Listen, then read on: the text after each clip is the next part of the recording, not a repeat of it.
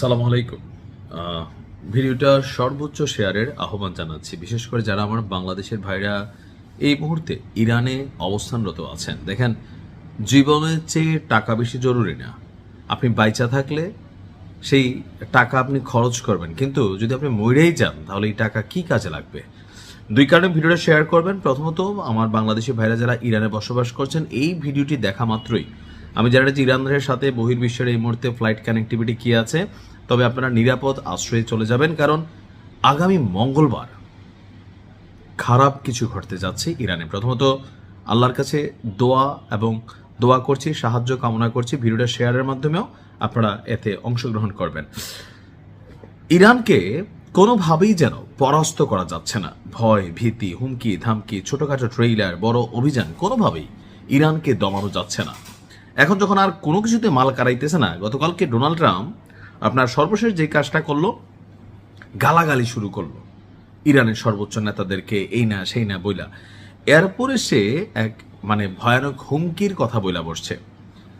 আগামী মঙ্গলবার ইরানে ইতিহাসের সবচেয়ে বড় অভিযান চালাবে মার্কিন যুক্তরাষ্ট্র। প্রেসিডেন্ট ডোনাল্ড ট্রাম্প বলছে মঙ্গলবার হবে ইরানের শেষ দিন, কারণ ওই দিন ইরানের সবকিছু গুড়িয়ে এক করে দেওয়া হবে। অর্থাৎ এতদিন যাবৎ বিচ্ছিন্ন যে অভিযানগুলো চালানো হয়েছিল ইসরায়েলের মাধ্যমে খণ্ড খণ্ড, এখন একযোগে মার্কিন যুক্তরাষ্ট্র এই অভিযানে অংশগ্রহণ করতে যাচ্ছে। আর আগামী মঙ্গলবার একদিনে সবকিছু করা হবে। এখন কেন মঙ্গলবারকে বেছে নেওয়া হলো? কারণ ইরানকে 48 ঘন্টার একটা আলটিমেটাম দিছিল যুদ্ধবিরতির, তো ইরান এটাতে রাজি হয় নাই। এটা বক্তব্য কি, যুদ্ধবিরতি আবার কি, যুদ্ধ হলে কন্টিনিউ হোক, আর থামলে একবারে থেমা যাক। তো এখন যখন এটাতে রাজি হয় নাই, ট্রাম্পের যে ট্রুথ সোশ্যাল মিডিয়া আছে সেইখানে সে লিখেছে মঙ্গলবার হবে ইরানের জন্য সর্বশেষ দিন। কেন?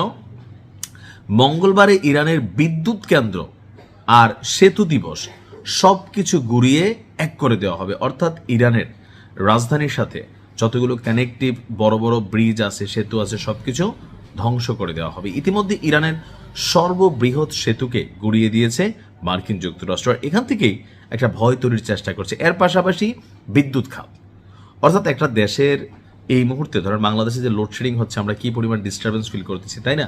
তো এরকম যে বিষয়গুলো আছে বিদ্যুতের সাথে কানেক্টেড, সো বিদ্যুৎকে যদি হাত দেয় তাহলে পুরো সিস্টেম হ্যাং হবে। আর এজন্য বেছে বেছে জনগণকে উস্কানোর জন্য, খেপানোর জন্য ডোনাল্ড ট্রাম্প বাইছা নিছে আপনার বিদ্যুৎ খাতটাকে। নিখোঁজ মার্কিন পাইলটকে উদ্ধারে আমেরিকার বিশেষ অভিযানকে ঘিরে যে পাল্টাপাল্টি অবস্থান তৈরি হয়েছে, যারা সেই ক্রুকে উদ্ধার করতে গেছে তারাও বাটে পড়ছে, তাদের হেলিকপ্টার ধ্বংস হয়েছে। আর এই ঘটনাকে কেন্দ্র করে মধ্যপ্রাচ্যের অনেকগুলো জায়গায় ইরান পাল্টা ক্ষেপণাস্ত্র ছড়েছে, এমনকি ইরান কোনোভাবেই আপনার ট্রাম্পের এই অভিযানকে সফল দাবি করতে দেয়নি। তারা বলছে যে এই অভিযানটি ছিল মার্কিন যুক্তরাষ্ট্রের একটা ব্যর্থ অভিযান। দেশটির কেন্দ্রীয় সামরিক সদর দপ্তর আমাদের ইরানের যারা আছে তারা এক বিবৃতিতে বলেছেন যে টোটালি বিষয়টা লস প্রজেক্টে পরিণত হয়েছে আমেরিকার।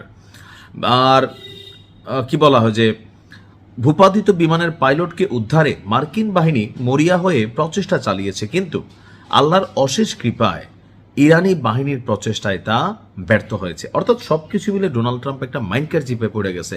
এখন এখান থেকে বের হইতে হলে তাকে কিছু অ্যাকশনে যাইতে হবে, আর সেই অ্যাকশনের জন্য সে বিশেষ করে এই দিনটা বাইছা নিছে যে একটা মঙ্গলবার ইতিহাসের সেরা অভিযান হবে। তবে চালাইতেও পারে। আল্লাহ ইরানকে হেফাজত করুক। আসসালামু আলাইকুম।